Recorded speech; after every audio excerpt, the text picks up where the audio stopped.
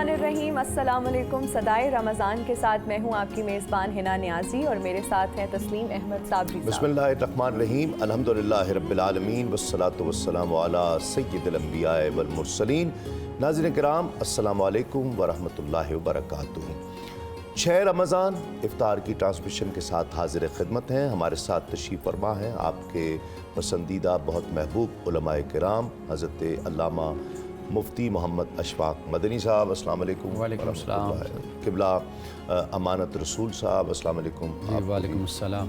बहुत शुक्रिया। हमारे साथ तशरीफ़ फरमा है अल्लामा हसन रज़ा बाखर साहब। अस्सलाम वालेकुम। किबला आपका भी बहुत शुक्रिया। और हाफिज़ ज़ीशान इलाही सियालवी, ग़ुलाम फ़रीद चिश्ती, अस्सलाम वालेकुम, बहुत शुक्रिया। डॉक्टर ज़ैनब गोंदल हमारे साथ तशरीफ़ फरमाएँ। अस्सलाम वालेकुम, बहुत शुक्रिया, खुश आमदेद। और क़ारी ज़फ़र अली सियालवी साहब, अस्सलाम वालेकुम क़ारी साहब। और आगाज़ करते हैं तिलावत कलाम रहमान से और उसका तर्जुमा। बिस्मिल्लाह क़ारी साहब। औज़ु बिल्लाहि मिनश शैतानिर रजीम।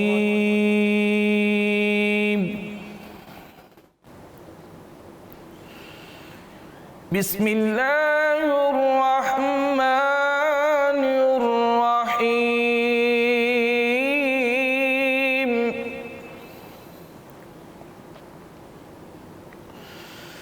या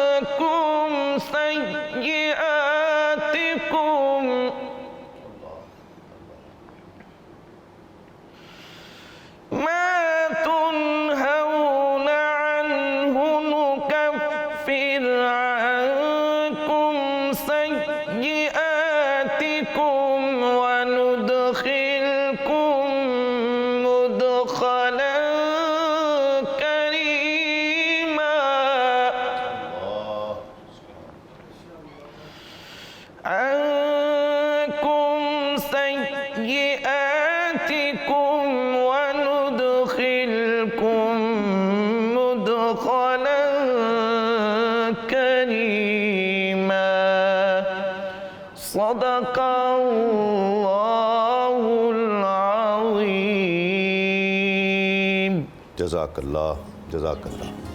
क़ारी ज़फ़र अली सियालवी साहब सूरह निसा की 29, 30 और 31 आयात की तिलावत का शरफ़ हासिल कर रहे थे। उसका तर्जुमा।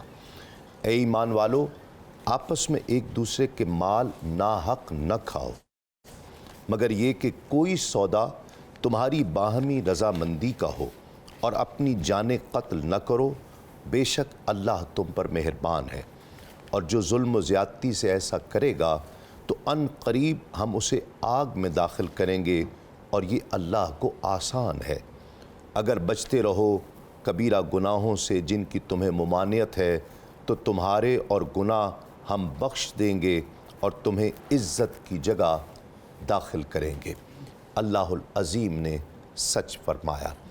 नाज़रीन किराम, आज के मौजू से ही मुताबिक हुई आज की हदीस मुबारका हज़रत अनस बिन मालिक रज़ियल्लाहु ताला अन्हु से रिवायत है कि रसूलुल्लाह सल्लल्लाहु अलैहि वसल्लम ने इरशाद फरमाया कि क़यामत के दिन अर्श के दरमियान से आवाज़ देने वाला आवाज़ देगा, ए उम्मत मोहम्मदिया, अल्लाह ने तुम सब मोमिन मोमिनात को मुआफ़ कर दिया है, तुम अपने मज़ालिम और हुकूक को मुआफ़ करो और उसकी रहमत से जन्नत में दाखिल हो जाओ। यही हमारा जो आज की हदीस है, इसी ताल्लुक़ से मौजू है कि हलाल हराम में हुकूकुल इबाद में बहुत सारी गफलतें हम देखते हैं कि होती हैं। उनमें से बात गफलतों का तो हमें शऊर भी नहीं है कि ये गलत हुआ है, और वो गलत होता है, कई बार वो बहुत ज़्यादा गलत होता है। तो जिस तरह हदीस पाक में आया कि अल्लाह रब्बुल इज़्ज़त हुकूकुल्लाह माफ़ कर देगा, लेकिन हुकूकुल इबाद उस वक्त तक नहीं होंगे जब एक दूसरे से मुआफ़ी नहीं मांग ली जाएगी। तो इसलिए इसे ज़्यादा सख्तर करार दिया जाता है कि इसमें लोग भी शामिल हो जाते हैं। हुकूकुल इबाद में मुफ्ती साहब हलाल और हराम। बिस्मिल्लाहिर्रहमानिर्रहीम। करोड़ों दुरूद व सलाम हो हज़रत मोहम्मद सल्लल्लाहु अलैहि वसल्लम पर और आपकी आल पर। बेशक हमारे दीन का हुस्न ये है कि ये बंदे को मौका देता है कि वो मुस्तहकम हो जाए, तरक्की कर जाए, इज़्ज़त के लिहाज से, मकान के लिहाज से, लिबास के लिहाज से, तालीम व शऊर के लिहाज से जितनी मर्ज़ी ये तरक्की करना चाहे इस्लाम इसको इजाज़त देता है। ठीक है। लेकिन इस बात की इजाज़त नहीं देता कि अपने इस्तेहकाम के लिए किसी का इस्तेहसाल करो। इस्लाम किसी को रौंदने की इजाज़त नहीं देता। तो जब हम लोगों से मिलते हैं, मामलात करते हैं, तो कदम कदम पर ऐसे मौक़े आते हैं कि हम किसी को उरूज भी दिला सकते हैं और उसको जलील भी कर सकते हैं। तो जब हम किसी को सपोर्ट करते हैं तो ये हमारे लिए बाइस अजर बन जाता है। जब हम किसी को तबाह करने का इरादा ही कर लेते हैं तो ये हमारे लिए हराम भी है और हमारे लिए हलाकत का सामान भी है। उसकी फिर बहुत सारी सूरतें हैं जो हुकूकुल इबाद के मामले में हमारे ऊपर हराम है कि हम वो काम करें और हमारे ऊपर फ़र्ज़ है कि हम उससे बचें। पहली बात, हम किसी मुसलमान की गीबत नहीं कर सकते।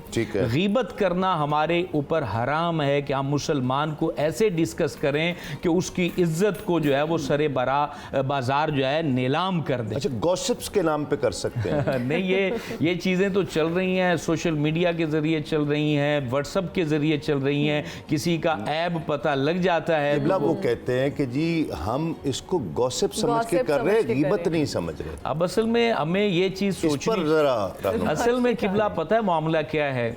हम मुख्तलिफ माशरे में रहते हुए लोगों को फॉलो करते हैं, रहनुमा बनाते हैं, उनके पीछे चलते हैं, उनकी फ़िक्र को लेते हैं। लेकिन ये बात याद रखनी चाहिए, हमारे सबसे बड़े और वाहिद रहनुमा रसूल अकरम सल्लल्लाहु अलैहि वसल्लम, उन्होंने किसी भी सूरत में, सिवाय एक सूरत में आप बयान कर सकते हैं कि कोई शख्स अपनी बेटी का रिश्ता कर रहा हो और वो आपसे पूछे कि फ़ुलां लड़का या फ़ुलां ख़ानदान कैसा है, और उसके पोशीदा ऐब आपको पता हो कि वो मकसद कोई जराइम पेश आए या किसी ऐब में मुब्तला हैं, तो आप उनको सलाह दे सकते हैं और आपके जिम्मे होगा आप उनको बता दें कि हम ये चीज़ें इनकी जानते हैं, अब आपकी मर्जी, आप निकाह करना चाहिए। बड़ी अच्छी बात आपने लेकिन इसमें एक और भी होता है, बाज़ लोग बहुतान तराशी भी कर देते हैं। लोग पूछने जाते हैं, जब वो इस पे सर्च करते हैं तो बहुतान तराशी भी, बहुतान तराशी नहीं कर दी तो गीबत, बहुतान तराशी, इसी तरह झूठ हुकूकुल इबाद में हमारे ऊपर देखें हुज़ूर अलैहिस्सलातु वस्सलाम ने यहाँ तक फरमाया कि मोमिन में सारे ऐब हो सकते हैं, मोमिन झूठा नहीं हो सकता। और हम कहते हैं कि मार्केट में माल बिकेगा ही झूठ की वजह से।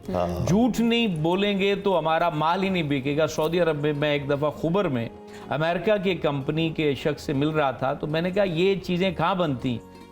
कहते हैं ये पाकिस्तान में बनती। तो मैंने कहा मेड इन पाकिस्तान क्यों नहीं लिखा? कह रहे पहले लिखते थे, अब जब से इसमें फ्रॉड होना शुरू हुआ, बनती वही है लेकिन हम अपने मुल्क के जो है ना उस पर स्टैंप लगाते हैं। फ्रॉड हमने इतना बढ़ा दिया है, इंटरनेशनल मार्केट में हम ब्लेम हो चुके हैं।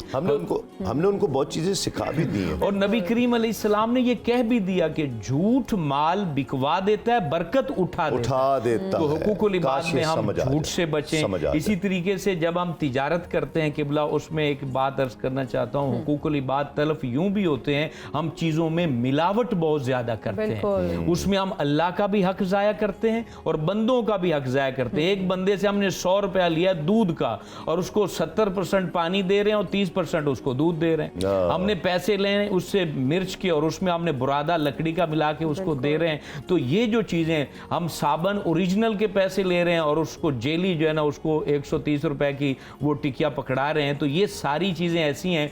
अब इस कमाए हुए माल से हज भी करें तो अल्लाह को उससे कोई गर्ज नहीं है। जब लोगों को नुकसान पहुंचाएंगे तो अल्लाह ताला को ऐसी इबादत भी पसंद नहीं और ऐसा माल भी पसंद नहीं। बिल्कुल सही। अमानत रसूल साहब जी, क्या पिछली उम्मतों में भी हलाल और हराम का तसव्वुर था? देखिए वो इकबाल का एक शेर है कि अक्ल अय्यार है सौ भेस बना लेती है, इश्क बेचारा न मुल्ला न जाहिद न हकीम।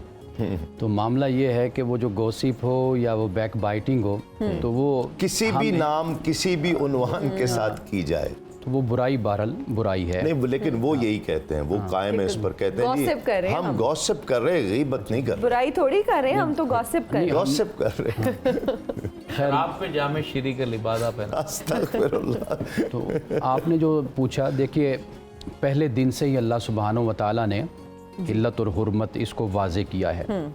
जैसे कुरान पाक में हज़रत आदम और हव्वा के हवाले से कुरान कहता है वला तक़रबा हाज़ी शजरता, कि इस दरख्त के करीब मत जाना। तो ये कोई दरख्त नहीं था ऐसा, यानी जिसका कोई हम नाम ले सकें और बता सकें, लेकिन असल मकसूद क्या है? मकसूद असल ये है कि एक इंसान की आजमाइश है कि अल्लाह सुब्हानहू व तआला ने इससे मना किया है, बस आपने ये काम करना नहीं है। अच्छा, इंसान की कोई फितरत और जिबिल्लत ऐसी है कि जिससे मना किया जाता है, अल इंसान हरीसुन इला मा मुनिअ, इंसान की कशिश भी उसी तरफ होती है जिस काम से मना किया जाता है। हाँ जी। अल्लाह सुब्हानहू व तआला ने चंद चीज़ों से मना किया और बाकी सब कुछ हलाल कर दिया। वो जो चंद चीज़ें मना हैं उसी पर इंसान बहस करता रहता है। जैसे मिसाल के तौर पर सुबह के वक्त हम शराब के हवाले से बात कर रहे थे, बहुत लोग कहते हैं जी कहाँ पर लिखा है कुरान पाक में कि शराब हराम है। अब थोड़ा सा इससे आगे बढ़ते हैं। देखिए कुरान पाक ने जो बनी इसराइल का, कौम यहूद का जिक्र किया है, उनके इसी एटीट्यूड को कुरान पाक ने बयान किया है कि अल्लाह सुब्हानहू व तआला ने बिल्कुल हराम और हलाल को वाज़े कर दिया, लेकिन वो ख़ुद अपना, जिसे हम कहते हैं कि तकद्दुस के नाम पर और परहेज़गारी के नाम पर बहुत कुछ हलाल को अपने ऊपर हराम करते रहे। अब कुरान पाक 3 उसकी वजह बयान करता है। एक वजह ये बयान करता है कि उनके जो फ़ुक़हा थे, उलमा थे, उनकी मुशगाफियों ने वो जो हिल्लत व हुर्मत के साथ, तहलील व तहरीम के साथ वो जो छेड़छाड़ करते रहते थे, उसकी वजह से बहुत कुछ उन्होंने अपने ऊपर हराम कर लिया। दूसरी वजह ये थी कि उस कौम को आदत थी ज़्यादा सवालात करने की, जी, पूछने की। बस देखिए ना कि जैसे तो उसमें फंस जाते थे, जैसे मिसाल जो कानून रब का कानून है वो तो आफाकी कानून है, बिल्कुल ऐसे, और उसमें कोई इल्लत ही मौजूद नहीं है। यानी मिसाल के तौर पर आप देखिए कि मुझे आपने कहा जी आपने सेट पे आना है तो आप कपड़े अच्छे पहन कर आइएगा। अब मैं आपसे पूछूं कि जी कौन सा होना चाहिए, 3 पीस हो, शलवार कमीज हो, किस लिबास में आऊं? अब मैंने अपने आप को काला हो, सफेद हो, अच्छा वो सवाल बहुत करते थे, अपने आप को महदूद कर लिया, मुश्किल में पड़ गया ना फिर। और तीसरी जो वजह थी वो ये थी कि अंबिया अलैहिमुस्सलाम की अपनी ज़ाती तबी पसंद नापसंद भी होती थी। अच्छा, अब हज़रत याकूब अलैहिस्सलाम ने मसलन अगर ऊँट का गोश्त नहीं खाया, उन्होंने अपने ऊपर ऊँट के गोश्त को भी हराम कर लिया, हालांकि वो हज़रत याकूब अलैहिस्सलाम की अपनी पसंद नहीं थी, आप नहीं खाते थे, या कोई वजह होगी, बीमारी, कोई तकलीफ की वजह से। जैसे रसूलुल्लाह सल्लल्लाहु अलैहि वसल्लम को बहुत से जानवर ऐसे थे पसंद नहीं थे, जब वो पककर सामने आते आप उस डिश को आगे बढ़ा दिया करते थे, सहाबा खाते थे। प्याज और लहसुन जी सरकार जो है वो पसंद नहीं कि मैं सरगोशी करनी होती है, लेकिन तुम खाया करो जी। मतलब ये कि ये 3 वो बातें हैं कि जिस बुनियाद पर कुरान पाक सूरतुल अनाम में इस बात को बयान करता है कि सज़ा के तौर पर भी इन पर यह हराम कर दिया गया, जी हाँ, कई चीज़ों को, जी हाँ। तो असल बात यह है कि हिल्लत व हुर्मत का तसव्वुर पहले दिन से ही इल्हामी अदियान में हज़रत आदम से लेकर ये मौजूद है। तो लेकिन ये है कि उम्मतों का मामला ये होता है कि वो इसके साथ छेड़छाड़ करते हैं, इसकी जो लिस्ट है हुर्मत की इसको बढ़ा लेते हैं और अपने आप को मुश्किल में डाल लेते हैं। जब सही। अपने ऊपर उस लिस्ट को भी यानी ज़्यादा लंबा कर लेते हैं, फिर खुद ब खुद फिर उसको तोड़ने पर भी आ जाते हैं। बिल्कुल। सही। तो ये यानी एक गैर फितरी तौर पर वो अपने आप पर पाबंदियाँ लगाते हैं। लामा साहब, इसी हवाले से जो हम बात कर रहे हैं हुकूकुल इबाद की, हलाल और हराम, बहुत सारी ऐसी चीज़ें हैं जिनका हमें अंदाज़ा ही नहीं हो पाता कि हम मिलने वालों को कितनी तकलीफ़ पहुंचा रहे हैं, कितना गलत कर रहे हैं, और ये अल्लाह की बारगाह में भी कितना नापसंदीदा अमल है, लेकिन हम उसकी परवाह नहीं कर रहे हैं। बिस्मिल्लाहिर्रहमानिर्रहीम। देखिए, एक है कानून साजी जो अल्लाह तबारक व तआला ने कर दी है जी। अब उसके बाद दो चीज़ों की ज़रूरत होती है, फिर जहन साजी की ज़रूरत होती है। ठीक है। अगर हम ये समझें कि कोई मुसलमान के घर बच्चा पैदा हो गया है तो अब बस मुसलमान है, वो हलाल पे चले और हराम से इज्तनाब करे, नहीं, वहाँ पर ज़िम्मेदारी है सबसे पहले वालिदैन की, फिर असातिज़ा की, कि उनकी जहन साजी भी होनी चाहिए। मिसाल के तौर पे मेरे कुछ दोस्त मेरे साथ मुकीम रहे बैरून मुल्क, उनका ताल्लुक़ आज़रबैजान से था। ठीक है। और वो 90% वहाँ पे मुसलमान होते हैं, लेकिन वो कहते हैं हमें नहीं पता था कि खंजीर का गोश्त हराम होता है। अच्छा, मालूमात ही नहीं थी। मालूमात ही नहीं है। अगर अभी भी आप में से कोई अगर वहाँ पे गयो बाकू वगैरह तो वो जानता होगा कि वहाँ का माहौल कैसा है।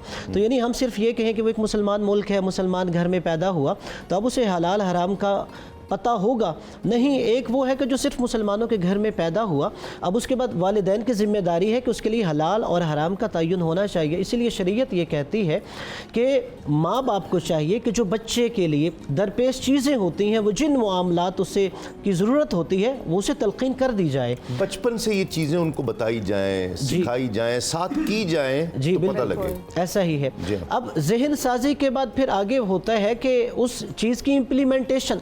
अब वो इम्प्लीमेंटेशन कैसे होगी कि हम अपने घर का इन्वायरमेंट ऐसा बना लें जी।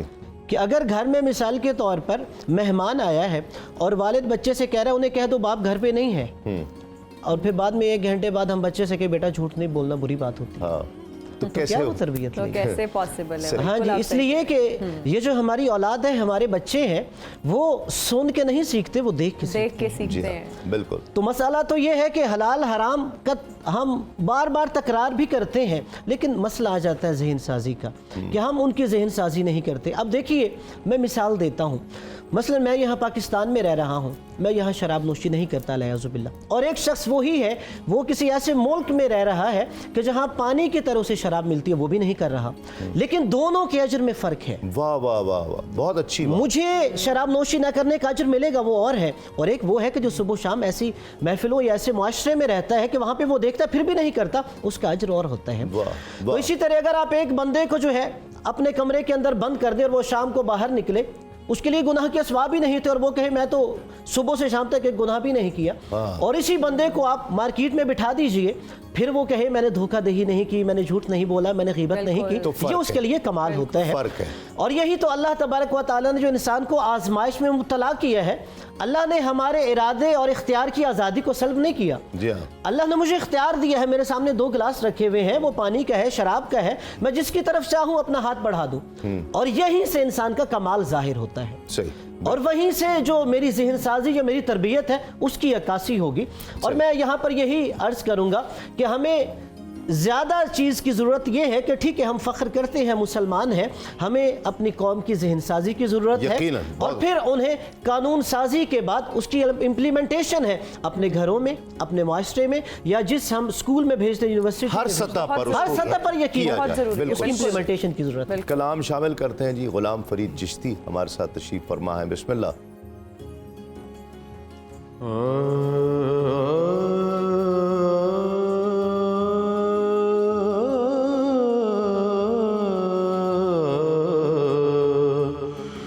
यूं तो मालूम नहीं क्या है हकीकत अपनी, यूं तो मालूम नहीं क्या है हकीकत अपनी,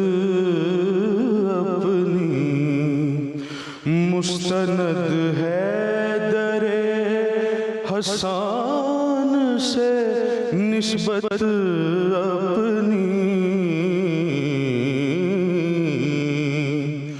कोई पूछे तो हवाला तेरा दे देते हैं, कोई पूछे तो हवाला तेरा दे देते हैं, यूं तेरे नाम से हो जाती है इज्जत अपनी, यूं तेरे नाम से हो जाती है इज्जत अपनी। और शेर देखिए, काश मैं भी उन्हें तन्हाई में महसूस करूं, काश मैं भी उन्हें तन्हाई में महसूस करूं, खलवते गार हीरा दे जरा किस्मत अपनी, खलवते गार हीरा दे जरा किस्मत अपनी। नात हो शेर हो नगमा हो सना खानी हो, नात हो शेर हो नगमा हो सना खानी हो, उन तक आवाज तो पहुँचे किसी सूरत अपनी।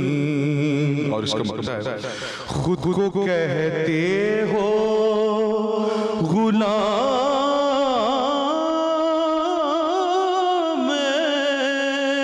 शहबत असरार, खुद को कहते हो गुलाम शहबत असरार, जरा जाओ आईने में देखो सूरत अपनी, जाओ आईने में देखो सूरत अपनी। माशाअल्लाह। नाज़रीन किराम, एक मुख्तसर सा वक्फा, वक्फे के बाद लौटते हैं। देखते रहिए सदाए रमज़ान, इंशाअल्लाह हम आपके साथ हैं, हमारे साथ रहिएगा।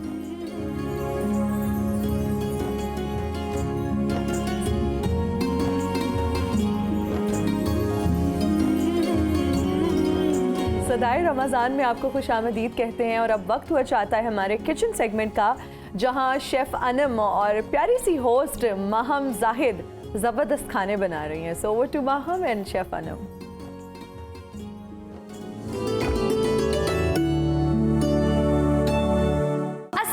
नाज़रीन, और सदाए रमज़ान के कुकिंग सेगमेंट में मैं हूं आपकी होस्ट माहम जाहिद और मेरा साथ देंगी बहुत ही प्यारी स्वीट सी शेफ़ अनम शेख, जो कि बड़े मज़े मज़े के खाने तैयार करती हैं और पूरा रमज़ान हमें मुख्तलिफ तरकीब भी बताएंगी खानों की, और उनसे मज़े मज़े के खानों की तरकीब तो जानते ही रहेंगे। आज लेकिन वो क्या बनाने जा रही हैं ये उनसे पूछते हैं। अस्सलाम वालेकुम अनम, कैसी हैं आप? बिल्कुल ठीक, आप कैसी हैं? मैं बस ठीक ठाक हूँ, लेकिन आज मुझे थोड़ा सा रोज़ा लग रहा है, तो हम तरकीब पूछ लेते हैं आपसे कि आज आप क्या बनाने जा रही हैं? आज हम बनाने जा रहे हैं जी आलमंड शेक बनाएंगे, और उसके साथ हम जो आज अपने स्नैक में या स्टार्टर में जो बनाने जा रहे हैं वो हम स्टफ़ चिकन चीज़ कबाब बना रहे हैं, और उसके साथ हम मेन कोर्स में आज बनाएंगे smoke yogurt chicken. Yogurt chicken मैंने सारा ही मेन्यू ऐसा प्लान किया है कि जो चीज़ें जो आपके घर में एवरी टाइम अवेलेबल है आप उनको इस्तेमाल कर सकते हैं अपने डेली रूटीन के अंदर और आप उससे खाना बना। आपको ज़्यादा मेहनत नहीं करनी बिल्कुल। पड़ेगी कि बाजार जाएं, कौन से मार्ट से मिलेगा। यूजुअली ये इशू रहता है कि वो चीज़ नहीं मिली, वो मिसिंग हो गया, लेकिन ये वो तमाम चीज़ें हैं। दही जो कि सहरी में मस्ट है, यूज़ करते ही करते हैं, अफ्तारी में भी करते हैं, चटनियाँ बनती हैं, तो वो बिल्कुल। हर तरह के इंग्रेडिएंट्स जो हैं वो किचन में होते ही होते हैं और उससे हम खाना तैयार करते ये जो आपने मेरे आपको बोलते हुए मैंने जी, आपको जी। थोड़ा थोड़ा तंग भी किया क्योंकि मैंने कहा कि हम स्टफ चीज़ कबाब बनाएं तो उसके लिए ओके। ऑयल हमें चाहिए मीडियम टू लो, तो मैंने कहा मीडियम टू लो पे इसको रख देते हैं ताकि ठीक वो है। अपने रिवायती हिसाब से जो है वो गर्म हो हैं। जाए। तो ये हल्की सी आंच पे हमने ऑयल रख दी है। जी बिल्कुल। अच्छा, अब हम जो स्टफ चीज़ कबाब बनाएंगे उसके लिए सबसे पहले चिकन का कीमा, ये ½ kg के करीब जो है कीमा है, ये जाएगा हमारे मिक्सिंग बाउल में। उसके साथ हम इसके अंदर ऐड ऑन करेंगे चिकन पाउडर, ठीक है। अच्छा, इस चिकन पाउडर का बेसिकली बहुत ज़्यादा फ्लेवर इसके अंदर एनहांस होता है। अच्छा, उसके बाद इसमें जाएगी थोड़ी सी कुटी हुई लाल मिर्चें और साथ में इसके अंदर जाएगी ब्लैक पेपर, ओके, ठीक है। टू टेस्ट आप डालेंगे इसके अंदर, सॉल्ट जाएगा, तो हम इसके अंदर जो सॉल्ट डालेंगे वो बिल्कुल माइल्ड डालेंगे ताकि जो है वो लेवल हो जाए। अच्छा, और उसके बाद इसके अंदर एक बाइंडिंग एजेंट डलेगा, वो है जी इसके अंदर जाएगा मैदा, ठीक है। अच्छा, अभी मैंने इसके अंदर तकरीबन 1 चम्मच के करीब जो है मैदा ऐड किया है और अभी मैं इसके अंदर आगे देखूंगी हमें और ज़रूरत पड़ेगी कि नहीं। और इसके अंदर जाएगा थोड़ा सा ऑयल, ठीक है। तो अब इसको करेंगे अच्छी तरीके से मिक्सिंग हो जाएगी। अच्छा, अब इसके अंदर ऐड करूंगी मैं थोड़े से ये अनियंस, चॉप्ड अनियंस, देखिए 1 टेबलस्पून के करीब, और इसके अंदर हम ऐड ऑन करेंगे मशरूम्स, बारीक कट, बिल्कुल बारीक काट लें या थोड़े मोटे मोटे भी काट सकते हैं, वो आपकी अपनी पर्सनल चॉइस है। और इसमें जाएगा धनिया 1 टेबलस्पून के करीब, ठीक है जी। और अब क्या करेंगे, इसको अच्छी तरीके से करेंगे इसकी मिक्सिंग। अच्छा, उसके बाद अब आपने क्या करना है, आपने इस तरह से इसको कबाब की एक शेप देनी है, ठीक है। और इसके अंदर आपने क्या करना है, रखना है एक मोज़रेला चीज़ का क्यूब, ठीक है। मोज़रेला चीज़, अच्छा अब आपकी मर्जी है, आप इसके अंदर स्लाइस भी रख सकते हैं और आप चाहे तो इस तरह से जैसे मैंने ब्लॉक के डिफरेंट किस्म की चीज़ेस भी तो। अच्छा, वो बेसिकली क्या करता है कि वो उसको चीज़ पुल नहीं देता। ओके। तो हमें बेसिकली चीज़ पुल चाहिए, तो चीज़ वो पुल बिल्कुल पिज्जा वाली एक, हाँ, जैसे ही आप इसको कट करेंगे तो सेंटर से जो एक चीज़ का वो कहते हैं ना लावा पॉप आउट होता है, वो जब मुझे पर्सनली मुझे चीज़ पसंद है, कुछ स्पेसिफिकली नहीं, लेकिन हर चीज़ में चीज़। अच्छा, ये वो चीज़ें हैं जो आप रमज़ान से पहले भी प्रेप कर सकते हैं। अब करेंगे इसको फ्राई। अब देखिए ऑयल की जो मेंटेन किया हुआ है वो हमें यही चाहिए, क्योंकि हमने कीमा जो है ज़्यादा क्वांटिटी में है और हमने उसको अच्छी तरीके से जो क्या करना है, कुक करना है, ताकि अच्छी तरीके से अंदर तक जो है चीज़ें कुक हो जाए। तो अब क्या करते हैं, मेन कोर्स की तरफ करते हैं शुरू। तो अब मैं ऐसे करती हूँ कि अपनी डिश ले लेती हूँ और इसको मैं इस तरफ ले आती हूँ जी, और मैं आपकी थोड़ी कबाब पलटने में हेल्प कर देती हूँ। अच्छा, जब तक हमारा पैन जो है वो गर्म हो रहा है, मीनवाइल मैं क्या करती हूँ, आप इस तरफ आए ज़रा, मैं अपने जो मसाला है वो निकाल लेती हूँ और उसके अंदर क्या क्या है। सबसे पहले इसके अंदर जाएगा प्याज, तो ये तकरीबन एक नॉर्मल साइज़ का प्याज जाएगा इसके अंदर। साथ में हम इसके अंदर ऐड करेंगे ये टमाटर, ये 3 से 4 टमाटर हैं, ये ऐड ऑन करेंगे इसके अंदर हम, ओके। और इसके अंदर साबुत गरम मसाला, इसके अंदर लौंग जाएगी, इलायची जाएगी, बड़ी इलायची, छोटी इलायची, काली मिर्चें, ठीक है, और बादियान के फूल, ठीक है जी। तो ये चला गया है इसके अंदर गरम मसाला।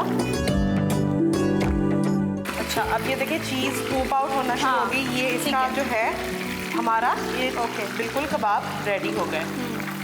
तो अब हम इसको निकाल लेते हैं पहले अपनी इस प्लेटर में, और ये देखिए अगर कैमरा दिखा सकता हो कि किस तरह से जो चीज़ है वो मेल्ट होकर बाहर निकल रही है इसके अंदर। तो आप इसमें जो चीज़ की क्वांटिटी है वो ज़्यादा भी कर सकते हैं। ये वाली चीज़ ज़्यादा क्रेविंग बढ़ा देती है, जब आप अपने करीब से देख रहे होते हैं चीज़ पॉप आउट हो रही है और आपको इसकी क्रेविंग शुरू हो जाती है और आपका रोज़ा होता है। और आपका रोज़ा, अच्छा, और रोज़ा यही तो चीज़ आपको यही तो सब्र बिल्कुल सिखाता है। exactly, यही तो बिल्कुल सिखाता है। तो अब हम इसको क्या करते हैं, अपने प्लेटर के ऊपर इसको सेट कर लेते हैं। आप इसको चाहें तो रेगुलर केचप के साथ भी इंजॉय कर सकते हैं, म्यूनेज़ हो गए, मेयोनेज़ के साथ भी कर सकते हैं, कोई भी सॉस जो आपको पसंद हो, उसके चटनी साथ बना ली जैसे, हाँ, मिंट सॉस के साथ मिंट भी कर सॉस। सकते हैं, बिल्कुल किसी भी सॉस के साथ। बिल्कुल।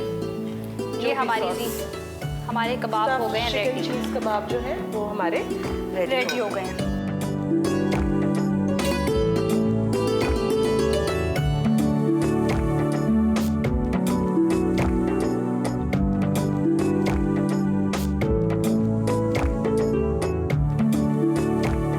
अच्छा, उसके बाद अब हम इसके अंदर ऐड करेंगे योगर्ट। ठीक ठीक है, ये बेसिकली बन रही है इसकी ग्रेवी। ओके। मेन काम अब जो है हम दूसरी साइड पे जाएंगे। योगर्ट चिकन बिल्कुल, इसके अंदर ऐड करूँगी थोड़ा सा पानी, ग्राइंड करना है तो ग्राइंड करना। ठीक है। तो करेंगे ग्राइंड हम, और पहले जो है ऐसे करते हैं कि हम इसको कर लेते हैं। ये बंद हो गया, ठीक है।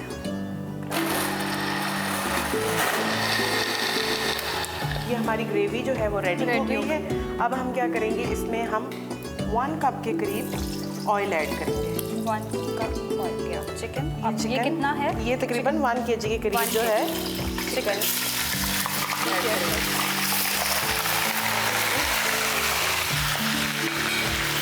मैंने पैन को गरम क्यों किया था पहले, क्योंकि हमें इस तरह का जो है फौरन से चिकन का कलर जो है वो चाहिए अपना। ओके। ठीक है, अब हम क्या करेंगे, इसके अंदर ऐड करेंगे, आंच नीचे से फुल तेज रखेंगे, क्योंकि उससे क्या होगा कि हमें जो है आई थॉट कि आंच बहुत तेज थी तो इसलिए इतना वो। हाँ, मैंने खुद ही पहले से पैन को गर्म किया था ना, इस वजह से। अच्छा, अब आप इस तरफ आ जाए और मैं आती हूँ इस तरफ, और क्योंकि मैं डालूंगी अब इसके अंदर मसाले इसके, और अब इसके अंदर जाएगा नमक, हस्बे जायका। ओके। नमक, हस्बे जायका, जिंजर 1 से 2 टीस्पून, और इसमें जाएगी हल्दी, साबुत सूखा धनिया जाएगा इसके अंदर। ये तमाम चीज़ें तैयार कर रहे हैं। और इसके अंदर जाएगी पिसी हुई लाल मिर्चें 1 टीस्पून के। साबुत धनिया और पिसी हुई लाल मिर्चें। सॉरी, ये देखें ऐसा भी होता है, और मैं बना रही हूँ तो मेरे साथ तो। और इसके अंदर साबुत जाएंगी लाल मिर्च। अच्छा, अब ये है जो चिकन है, इसको 1 से 2 मिनट हम सिर्फ मसाले में ज़रा थोड़ा फ्राई करेंगे, ताकि सारी चीज़ें जो हैं वो मिक्स हो जाएं और यकजान हो जाएं। अब ये जाएगा इसके कहीं अंदर। ना वहाँ पर आई तो नहीं, आप तो सच शेफ हैं। देखें आपने, बाकी वाली शेफ हैं? नहीं, दूसरी वाली शेफ नहीं हूँ, कंजूस वाली नहीं हूँ, बट नाम के साथ ज़रूर शेफ। नाम के साथ शेफ।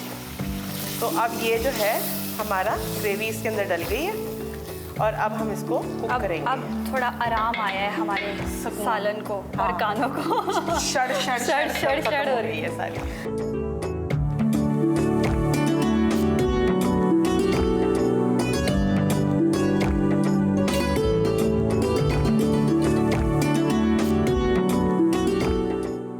अनम, हांडी में बबल्स बनना शुरू हो गए हैं और ये स्मोकी योगर्ट चिकन तो I think ready almost ready होने वाला है। अच्छा, मीनवाइल हम क्या करते हैं कि इसको यहाँ से हटा देते हैं और हम अपना जो हमारे पास कोयला है। ओके, अच्छा, ये स्मोकी, ठीक ठीक ठीक ठीक, इसको हम स्मोक देने के लिए रख देते हैं। अच्छा, और मीनवाइल मैं क्या करती हूँ कि हम ड्रिंक रेडी कर लेती हूँ। अच्छा, ड्रिंक रेडी करने के लिए सबसे पहले ये है आमंड मिल्क शेक। यस, इसके अंदर जाएगा मिल्क तकरीबन 1 से 2 ग्लास। 1 से 2 ग्लास मिल्क। ये जग मुझे दे दीजिएगा, मैं साइड पे रख देती हूँ। और महम, आप प्लीज़ इसमें ज़रा चम्मच भी चलाती रहे। साथ में इसके अंदर जाएंगे ये आलमंड्स, तकरीबन 1 कप के करीब जो है आलमंड्स जाएंगे इसके अंदर। इसमें जाएगा वनीला एसेंस तकरीबन 1/3 टीस्पून के करीब। इसमें जाएगी शुगर तकरीबन 2 से 3 टेबल स्पून, और साथ में हम इसके अंदर ऐड ऑन करेंगे आइसक्रीम। जी, वनीला आइसक्रीम ऐड करेंगे। आप चाहें तो इसके अंदर अपनी फ्लेवर की भी आइसक्रीम ऐड कर सकते हैं। और अगर आप इसको डाइट के पॉइंट ऑफ व्यू से ले रहे हैं, अगर आप डाइट कर रहे हैं और आप नहीं ये सब करना चाहते, तो आप इसके अंदर शुगर और आइसक्रीम जो है वो स्किप भी कर सकते हैं। अच्छा, तो ये डाइट के पॉइंट ऑफ व्यू से भी आप ड्रिंक जी, बिल्कुल, ये बहुत हेल्दी ड्रिंक है। तो इफ्तार में जो लोग डाइट कर रहे हैं, बिल्कुल वो इसको एंजॉय कर सकते हैं इस तरह से। अच्छा, बचपन में हम बादाम दूध तो बहुत पीते थे। हाँ जी। हमारी मदर्स बना के थे, बड़ा हेल्दी होता है।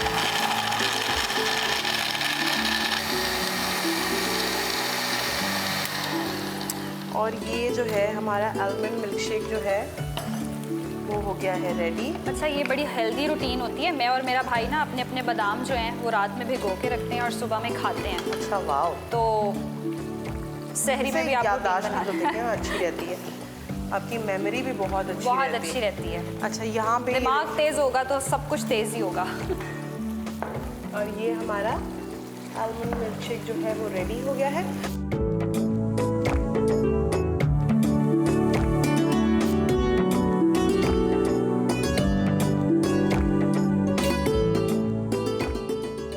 अच्छा, जितनी देर में आप इसको कुक करिए, अब देखेंगे स्प्लैशेस होना शुरू हो गए हैं और इसकी आंच को करते हैं थोड़ा सा हल्का, और ताकि जो है हमारा ऑयल ऊपर आ जाए। ठीक। और अब जो है इसकी योगर्ट को रेडी कर लेते हैं, और योगर्ट के लिए मैंने यहाँ पर और ये कोयला कितनी देर तक रेडी बस होगा? ये और एक आध मिनट तक जो है रेडी हो जाएगा। इस योगर्ट को हमने बिल्कुल अच्छी तरीके से बीट कर लेना है। मैं इसके अंदर ऐड करूँगी थोड़ा सा सॉल्ट, क्योंकि हमें अपनी योगर्ट को भी थोड़ा फ्लेवर देना है। तो इसमें जाएगा थोड़ा सा पिंच ऑफ सॉल्ट, और साथ में जो है इसके अंदर ऐड करूँगी मैं ये थोड़ी सी ब्लैक पेपर। That's it. ठीक है, इससे क्या होगा, इससे जो है इसका टेस्ट बहुत अच्छा सा योगर्ट का निकल आएगा। अब हमने क्या करना है कि ये थोड़े से अनियंस रिंग लेने हैं हमने। ये बेसिकली मैं सिर्फ एक बेस सेट करना चाह रही हूँ, ताकि जो है जब हम कोयले का स्मोक लगाएं तो हमारे पास कुछ हो पकड़ने के लिए उसको। तो यहाँ पे इसको रखेंगे और इसके ऊपर हम रखेंगे अपना कोयला। और हमने क्या करना है, जैसे ही कोयले का हम स्मोक देंगे तो मैं अपना ऑयल पकड़ लूँ। ये कोई टफ सा लग रहा है मुझे मरहला। नहीं, बिल्कुल भी कोई टफ मरहला नहीं है। अच्छा, ये इसको हम इसके ऊपर रखेंगे। ठीक है।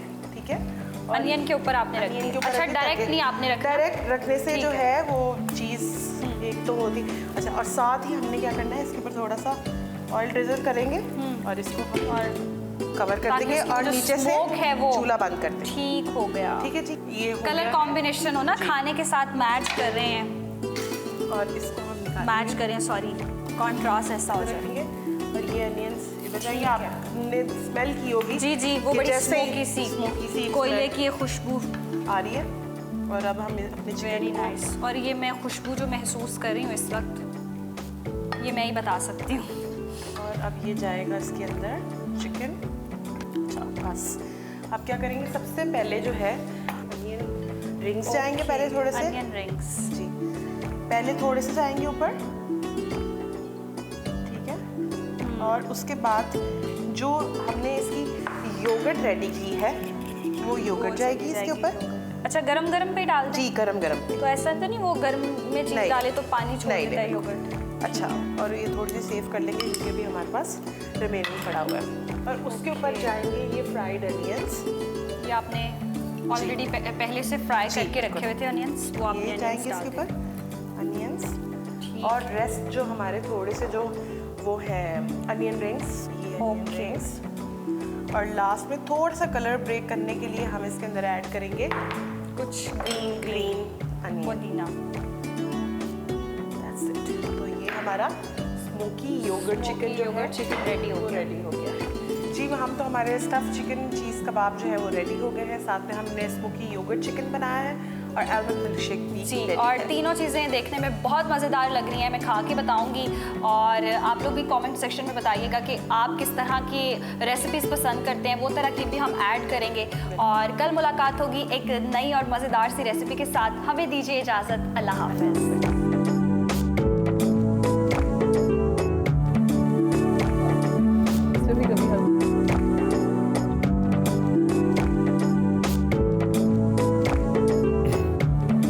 Thank you chef Anam and Maham, आपने बहुत ज़बरदस्त रेसिपी से हमें इंट्रोड्यूस करवाया।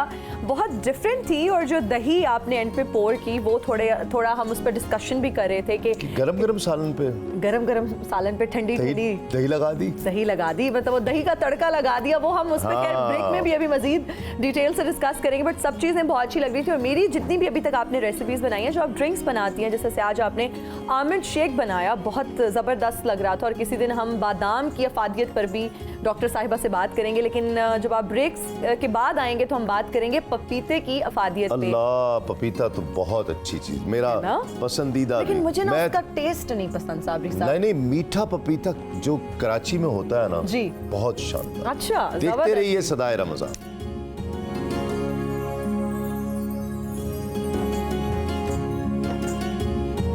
सदाए रमज़ान में आपको खुशामदीद कहते हैं। और अब इस ट्रांसमिशन में आगे बढ़ते हैं, बात करते हैं पपाया की, पपीता जो कि हमें मार्केट्स में नज़र आता है। बहुत सारे लोगों का ये कहना होता है कि इसका टेस्ट इतना प्लेजेंट नहीं होता।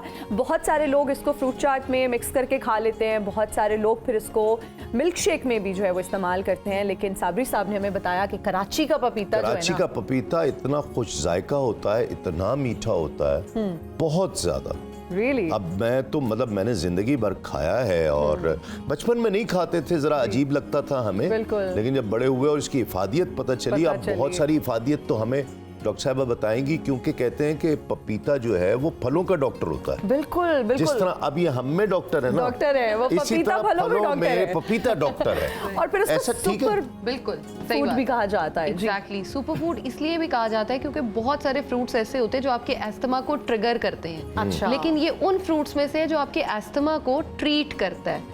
यानी जिन लोगों का सांस उखड़ जाता है, खराब हो जाता है, ये उसको ट्रीट करने में बहुत ज्यादा हेल्पफुल है। जिन लोगों में पोलन एलर्जीज होती हैं, ये उसको ट्रीट करने में बहुत ज्यादा करामद होता है। अच्छा। एस्थमा और उसकी पोलन की तो हमने बात कर ली, ये कैंसर की ट्रीटमेंट में बहुत ज्यादा काम आता है। जिन लोगों में हम कहते हैं कि स्टमक अल्सर्स और इंटेस्टाइन के इश्यूज रहते हैं, ये उसको बहुत ज़्यादा ट्रीट करता है।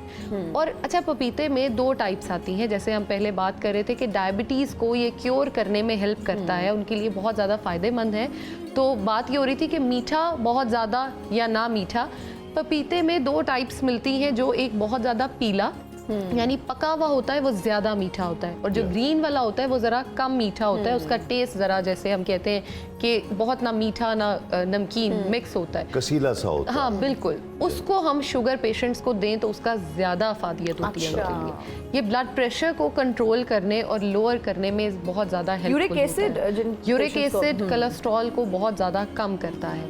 अब हम देखें कि जो फ्रूट्स हैं, जैसे पपीता है, अगर हम इसको डेली बेसिस पे अपनी डाइट में ऐड करें, लेकिन इसको बहुत ज़्यादा भी ऐड ना करें, क्योंकि बहुत सारे लोग कहते हैं कि इससे डायरिया की कंप्लेन उनको आती है। अच्छा। क्योंकि एक टाइम पे अगर आप बहुत ज़्यादा इस्तेमाल करेंगे तो ये फेस करना पड़ सकता है। अच्छा। लेकिन आप इसका अगर कह लें कि आप 50 to 70 ग्राम्स एक टाइम पे इस्तेमाल करें, यानी हाफ बाउल हो जाए, तो ये काफ़ी मुफीद होता है आपके लिए। और ये आपकी जितनी भी कह लें कि स्किन पे एक्नी हो रही होती है उसको ट्रीट करता है। बहुत सारे लोगों की बॉडी पे एक्नी होती है, ये उसको भी ट्रीट करता है। डॉक्टर ज़ैनब, बहुत सारी फिर खवातीन का ये कहना है कि एंटी एजिंग का काम करता है, it's really good for skin. और जिन लोगों को रिंकल्स, खवातीन को ये इशू होता है, क्रोफीट बनना शुरू हो जाता है आंखों के गिर्द, तो कहा यह जाता है कि पपीता बहुत कारआमद है। खाने और लगाने दोनों में इसको इस्तेमाल किया जा सकता है। पपीता के जो पैक्स होते हैं अवेलेबल, अगर हम उनको इस्तेमाल करें तो वो भी बहुत ज्यादा मुफीद, या घर पे खुद बना लें। कैसे बना सकते हैं उनको? पपीते को आप ग्राइंड कर लें और इसके अंदर थोड़ा सा आप जो है मैदा मिक्स कर लें। मैदे में भी ये प्रॉपर्टीज होती हैं कि वो एंटी एजिंग होता है और स्किन को कह ले के एक शाइन देने में हेल्प करता है। तो पपीता उसके साथ बहुत ज्यादा मिलके फायदा देता है। पेस्ट सा आप अपने फेस पे लगा लें, 15 मिनट्स बाद उसको वाइप। मैदे को कहते हैं बहुत मजबूत करता है, मैदे को मजबूत करता है, लिवर में। अच्छा, बहुत सारे लोग जैसे हम कहते हैं डिटॉक्स वाटर, जैसे अब कोई गोश्त है हमारे यहाँ, कई दफा जो कुर्बानी का गोश्त आ जाता है ना, तो बहुत बुढ़ा गोश्त हो तो गलता, तो कहते हैं उसमें पपीता डाल। बिल्कुल। यानी कितनी ताकतवर चीज है कि वो मैदे को कितना मजबूत करता होगा। exactly. अच्छा, इसमें मैं ये भी ऐड करना चाहूंगी, पपीते का तो चले ये फायदा है ही है। हम लोग, मैं मदीना में थी तो मुझे वहाँ पे किसी ने बताया कि जो गोश्त ना गल रहा उसमें जमजम डाल दिया जाए तो वो बहुत जल्दी पक जाता है। और इतना अच्छा, वो पपीते की बात हुई तो उन्होंने हमें वहाँ जमजम भी बताया। अच्छा, वैसे कच्चे पपीते का भी कहा जाता है कि आप गोश्त को गलाने के लिए इस्तेमाल कर सकते हैं। पपीते का इट्सेल्फ बहुत फायदा है, और अगर इसके बीज को इस्तेमाल किया जाए तो वो भी बहुत ज्यादा फायदेमंद नुकसान है। जिन लोगों में जोड़ों में दर्द होता है, आर्थराइटिस जिसको हम कहते हैं, घुटनों में दर्द होना, छोटे जॉइंट्स में दर्द होना,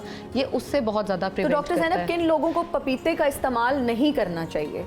पपीते का इस्तेमाल IBS के जो पेशेंट्स हैं, यानी जिनकी स्टेबल कंडीशन नहीं रहती, कभी कॉन्स्टिपेशन कभी डायरिया, अनस्टेबल रहते हैं, उनको कोशिश करनी चाहिए कि वो पपीता कम इस्तेमाल करें ताकि वो स्टेबल कंडीशंस में रह सके। ठीक है।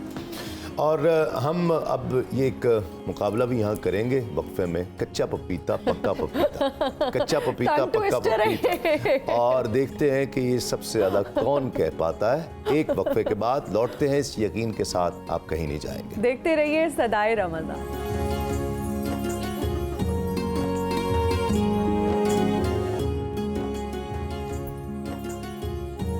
नाज़रीन, खुशामदीद। सदाए रमज़ान में आपका एक मरतबा फिर खैर मकदम है, और खैर मकदम हुआ है।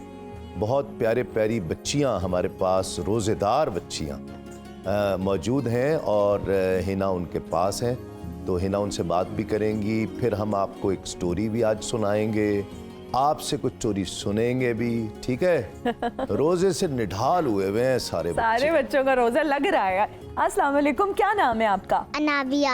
अनाबिया। अनाबिया, आपका रोज़ा है? यस। बेटा, सुबह सहरी में क्या खाया? पराठा। पराठा किस चीज़ के साथ खाया? कबाब। कबाब के साथ। और इसकी पसंद के कबाब बने हुए थे ना? मुझे लग रहा है इसकी पसंद के कबाब बने हुए थे। पसंद के कबाब बने हुए थे जी। और साथ में क्या पिया? चाय, लस्सी, पानी? क्या? लस्सी। लस्सी? मीठी लस्सी पी है? जी। तो अभी क्या भूख या प्यास महसूस हो रही है? अच्छा, अभी इनाबिया आपके लिए अभी हम वही पराठा उसी तरह का और कबाब और लस्सी मंगा लें जी। इफ्तारी में भी? तो जो सहरी में खाए वही इफ्तारी में खाओगी? अरे वाह, ये कैसे करोगी? क्या खाने का दिल हो रहा है इफ्तार में? क्या हम आपके लिए मंगवाएं जो आपका दिल करे कि मैंने ये खाना है इफ्तार में? कुछ भी। कुछ भी। बहुत साबिर बच्चे हैं भाई, बहुत साबिर बच्चे हैं। या पकड़े बेटा, क्या नाम है आपका? महक आयशा। महक आयशा, रोजा कैसा गुजरा है? बहुत अच्छा। अच्छा गुजरा है। सहरी में क्या? लग तो नहीं रहा। महक आयशा, अच्छा आप क्या खाओगी? ऑमलेट। सुबह मैंने सहरी में ऑमलेट पराठा खाया था, अब मैं जो भी मिलेगा सब खा जाऊंगी। या ऐसे तो महक आयशा बेटा, ऐसे थोड़ी मकसद। कुछ आप बताओ, क्या खाओगी? पिज्जा खाओगी? कान में बता दो। कोई बर्गर, कोई पिज्जा? हिना पी के बता दो कान मुझे में। बता दो, मैं किसी को भी नहीं बताऊंगी, किसी को नहीं बताएंगी। मैं मंगवा दूंगी, जो मिलेगा सब खा जाऊंगी। नहीं भाई, ये साबिर बच्चे। पहले तो ये बताओ, इतना अच्छा तैयार किसने किया? इतना अच्छा मेकअप हुआ है? मामा ने। मामा ने किया है। और आप दोनों ट्विन्स हो? जी। अच्छा, बहन का क्या नाम है? बेटा आप इस माइक में बोले। अनाबिया। अनाबिया। हमारे पास आज दो प्यारी प्यारी परियां मौजूद हैं जिनका नाम है अनाबिया। तो अनाबिया, आपने सहरी में क्या खाया? ऑमलेट पराठा। अच्छा, मेन्यू सेम ही चल रहा है आपने भी, और साथ में लस्सी, चाय, दूध? क्या पिया? पानी? चाय। चाय पी है। तो प्यास या भूख लग रही है? भूख लग रही है। ओए चलो कोई बात नहीं, अभी थोड़ी ही देर में रोजा इफ्तार हो जाएगा। मुझे ये बताओ, इफ्तार के टाइम क्या खाओगी? जो कुछ भी मिलेगा सब खा जाऊंगी। अरे वाह वाह। मैं वो ये सुना नहीं कह रही है, मैं जो मिलेगा सब खा जाऊंगी। वो ये कह रही है क्योंकि अच्छा, इस वक्त बच्चों का ना यही होता है कि बस जो कुछ सामने आया मैंने बस मैं खा लूंगी, पाश कर दूंगी। लेकिन जब आता है तो बेटे खा कोई नहीं सकता। सही बात है। जब आएगा तो फिर आप थोड़ा सा खाओगी तो खत्म, पेट भर जाएगा। फिर भी कुछ दिमाग में चल रहा हो कि ये खाना है, मैंने पिज्जा खाना है, मैंने बर्गर खाना है, मैंने बिरयानी खानी है। क्या दिल कर रहा है खाने का? पकौड़े, समोसे, क्या? जो कुछ भी मिलेगा सब खा जाऊंगी। सब खा जाओगी, जो कुछ भी मिलेगा। अच्छा बात सुनो अनाबिया, तुम पूछ लो, हिना आपी से पूछो कि आपका क्या दिल चाह रहा है आज खाने का? आपका आज क्या खाने का दिल कर रहा है? अरे वाह वाह वाह, बहुत अच्छा सवाल है। मेरा वैसे पकौड़े खाने का दिल कर रहा था। अमानत रसूल साहब और मैंने आज फरमाइश कर दी है प्रोड्यूसर साहब से कि आज हमें मिक्स पकौड़े खिला दें। बस अब हम इंतजार में है कि वो जल्दी से इफ्तार के टाइम जो है ना पकौड़े आ जाएं। तो मेरा तो पकौड़े खाने का दिल कर रहा था, मैंने अपने प्रोड्यूसर साहब को बता दिया। हाँ और अमानत रसूल साहब ने भी कहा कि आज मैं भी एक आध पकौड़ा खा ही लूंगा। तो बच्चों की फुप्पो भी हमारे साथ मौजूद है। बेटा फुप्पो को दीजिएगा माइक। अस्सलाम वालेकुम। वालेकुम सलाम। क्या नाम है आपका? अस्मा फातिमा। अस्मा फातिमा। ये दोनों आपके साथ हैं? ये मेरे साथ है, मेरे भाई की बेटियां हैं, ट्विंस हैं। अच्छा, ट्विंस हैं। तो रोजे में क्या तंग किया बच्चों ने आज? तंग इन्होंने ऐसा नहीं किया, मॉर्निंग में स्कूल थी। अच्छा। और शाम में ये इधर आई मॉर्निंग हैं। में स्कूल भी थी? जी, ये बिल्कुल स्कूल गई हुई थी, 3 क्लास में पढ़ती हैं और बहुत पंक्चुअल हैं, रेगुलर हैं। अरे वाह। तो ऑफ नहीं किया इन्होंने, लेकिन रोज़ा ज़ाहिर है बच्चे हैं, रोज़ा हैं बिल्कुल। भूख लगी हुई, अभी नहीं भूख से नठाल हुए मैं इस टाइम बच्चे। ओए होए होए होए, ज़बरदस्त। बहुत बहुत मुबारक हो आप सबको, आज आपका पहला रोज़ा है। और ये कैसे हो सकता है कि हम आपको गिफ्ट हैम्पर्स और गुडी बैग्स ना दें? तो ये आपका गुडी बैग है बेटा, आप इसको पकड़ो। ये वैसे हम शेयर कर लें, हाफ ऑफ कर लें? ये मेल फिर अभी मैं अपने पास रख लूं, मैं आपको बाद में दे दूंगी। चले अभी पहले इनको कहानी सुना देना, फिर इनको देंगे। पहले कहानी के बाद ही हम देंगे, ठीक है? कहानी सुनने पहले। चलो चलो सुनाएं आज आपको कहानी। आज आपको सुनाएंगे हम हज़रत अम्मार बिन यासिर रज़ी अल्लाह ताला अन्हु की कहानी सुनाएंगे।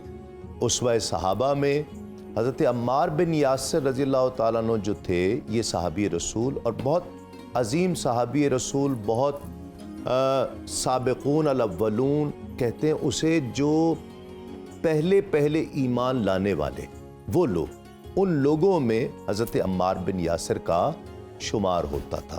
तो ये मक्के के बुनियादी तौर पर रहने वाले नहीं थे, ये यमन उसके अतराफ़ के कहीं के रहने वाले थे। वहाँ से अपने भाई को तलाश करते करते ये अपने वालिद हज़रत यासिर और अपनी वालिदा हज़रत सुमैया के साथ मक्के में आ गए थे।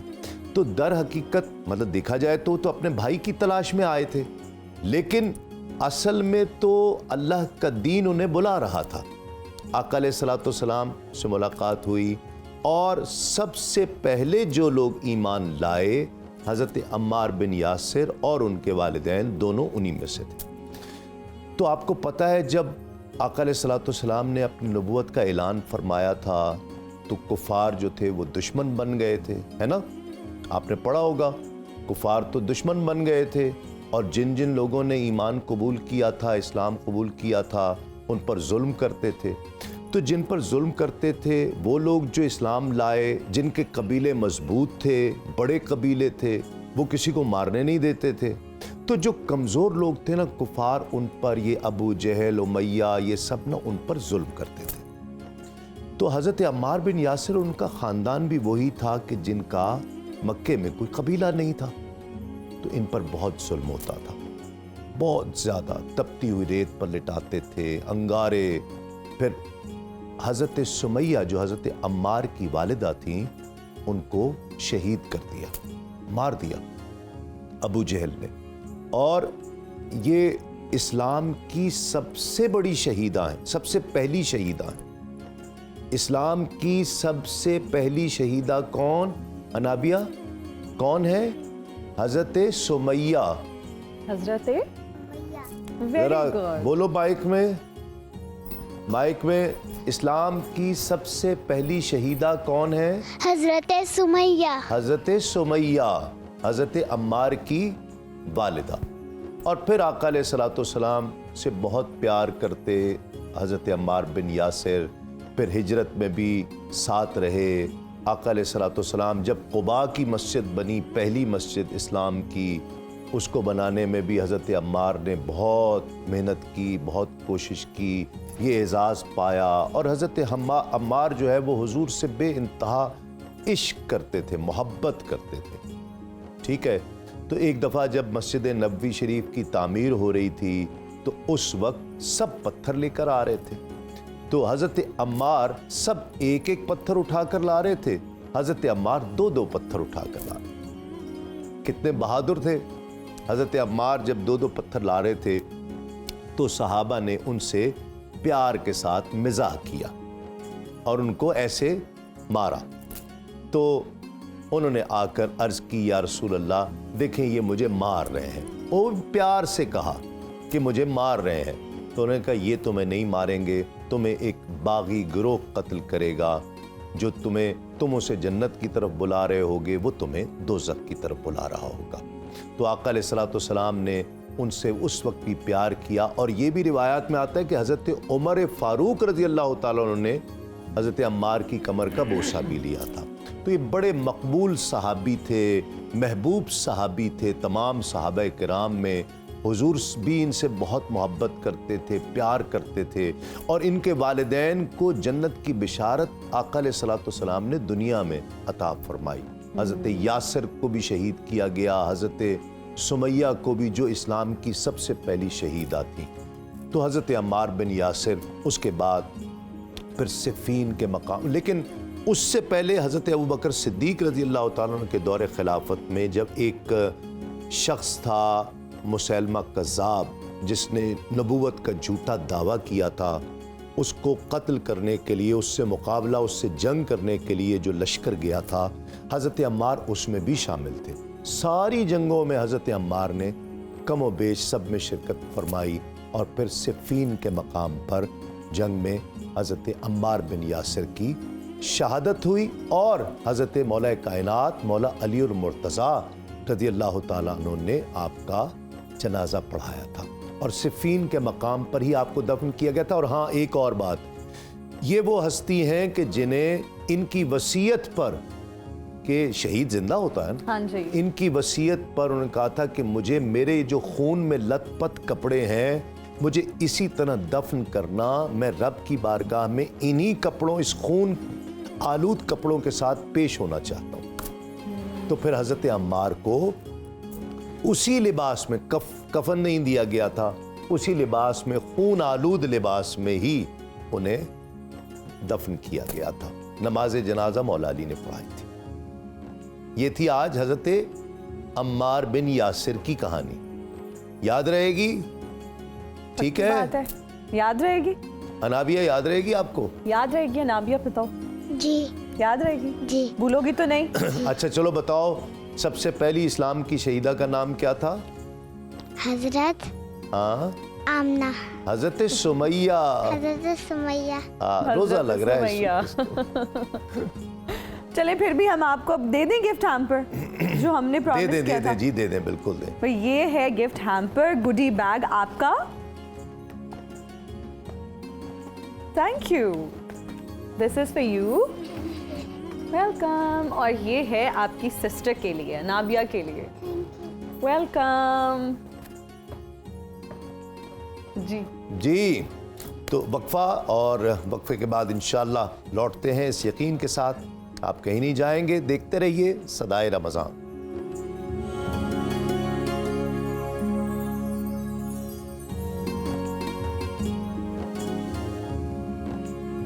सदाए रमज़ान में आपको खुशामदीद कहते हैं। ज़ैनब अवान हमारे साथ मौजूद है, जो कि कैलीग्राफर हैं। बहुत खूबसूरत इनकी आर्ट पीसेस हैं, तो इन्हीं से जानते हैं कि कितनी देर ये रोज़ प्रैक्टिस करती थी, और फिर ये इतनी नफासत किस तरह से आई, कितने वक्त के बाद आई? मुझे बनाते हुए 3 साल हुए हैं। बेसिकली मैं पेंटर हूँ, कैलीग्राफर नहीं हूँ, तो इतनी ज़्यादा इसमें मेरी प्रैक्टिस नहीं है। अच्छा। फारिग टाइम में जब आपको कलम चलाने का, जब आपकी एक प्रैक्टिस हो जाती है, कलम फ्लो में जाता है, तो जब आपका दिल करता है तो आप ज़्यादा देर नहीं लगती, बस कुछ ही टाइम में। ठीक है ज़ैनब, ये वाला जो आर्ट पीस है, पीच एंड थोड़ा ब्राउन सा उसमें कलर आ रहा है, इसको थोड़ा सा एक्सप्लेन करो, क्योंकि उसके ऊपर कुछ बहुत डिफरेंट सा पैटर्न एक आपने बनाया हुआ है। तो कितना वक्त लगा इस आर्ट पीस को बनाने में? इसको बनाने में सिर्फ एक दिन लगा था, वो भी सिर्फ ड्राई होने में। जब आपके यहाँ पर होता है ना कि आपने जो कैनवस के ऊपर करना है, वो बस यहाँ पर हो तो वहाँ पर खुद ही हो जाता है। वो जो साइड पे आपको एक टेक्सचर क्रिएट हुआ नज़र आ रहा है जी, वो मैंने सिर्फ एक नई चीज़ को एक्सप्लोर करने के लिए किया था, और कुछ एक एक्सपेरिमेंटल बेसिस पे इसको किया। हाँ तो जी। अच्छा, एग्जीबिशंस की अगर हम बात करें ज़ैनब, पाकिस्तान में इस कैलीग्राफी का कितना स्कोप है? क्योंकि आर्ट एग्जीबिशंस होते हैं, आप जहाँ पर अपने आर्ट पीसेस को डिस्प्ले करते हैं, तो अगर हम कैलीग्राफी की स्पेसिफिकली बात करें तो इसका पाकिस्तान में कितना स्कोप है? कैलीग्राफी का स्कोप बाकी आप स्टिल लाइफ या लैंडस्केप से ज़्यादा कैलीग्राफी की तरफ लोगों का रुझान है। लोग अपने घरों में भी कैलीग्राफी ज़्यादा लगाना पसंद करते हैं, और इसके एग्जीबिशंस भी दूसरी पेंटिंग्स के बजाय कैलीग्राफी की ज़्यादा एग्जीबिशंस वगैरह भी होती हैं। और मैंने पार्टिसिपेट भी किया था। तो फ्यूचर प्लान्स क्या हैं कैलीग्राफी को लेके, आर्ट्स को लेके? आर्ट्स को लेकर हैं, कैलीग्राफी को लेकर इतना ज़्यादा नहीं है। तो इंशाल्लाह। तो क्या लोग ऑर्डर्स देते हैं कि हमें ये आर्ट पीस बना दो, ये कैलीग्राफी हाँ जी कर दो इस तरह से? अच्छा, तो ज़्यादा लाहौर से ही ऑर्डर्स आते हैं? हाँ जी, लाहौर से ज़्यादा ऑर्डर्स आते हैं, या टीचर्स जो हैं कुछ अपने उस पर भी बनवाते हैं। ओके, ज़बरदस्त। सही। Thank you Zainab. अल्लाह ताला आपको कामयाब करे इसमें, आमीन। और ये जो आपका पैशन है अल्लाह ताला इसमें बरकतें अता फरमाए। बहुत शुक्रिया आपके आने का। उलमाए किराम आपका बहुत शुक्रिया, किबला मुफ्ती साहब, किबला अमानत रसूल साहब, अल्लामा हसन रज़ा बाकर साहब, आपका हाफिज़ ईशान इलाही सियालवी साहब, आपका बहुत शुक्रिया। गुलाम फरीद चिश्ती साहब, आपका बहुत शुक्रिया। और हिना नियाज़ी और तस्लीम अहमद साबरी को अब इजाज़त दीजिएगा। इंशाअल्लाह सहर के प्रोग्राम में आपसे मुलाकात होगी। तब तक के लिए तस्लीम अहमद साबरी को भी इजाज़त दीजिए। अस्सलामु अलैकुम तस्लीमात।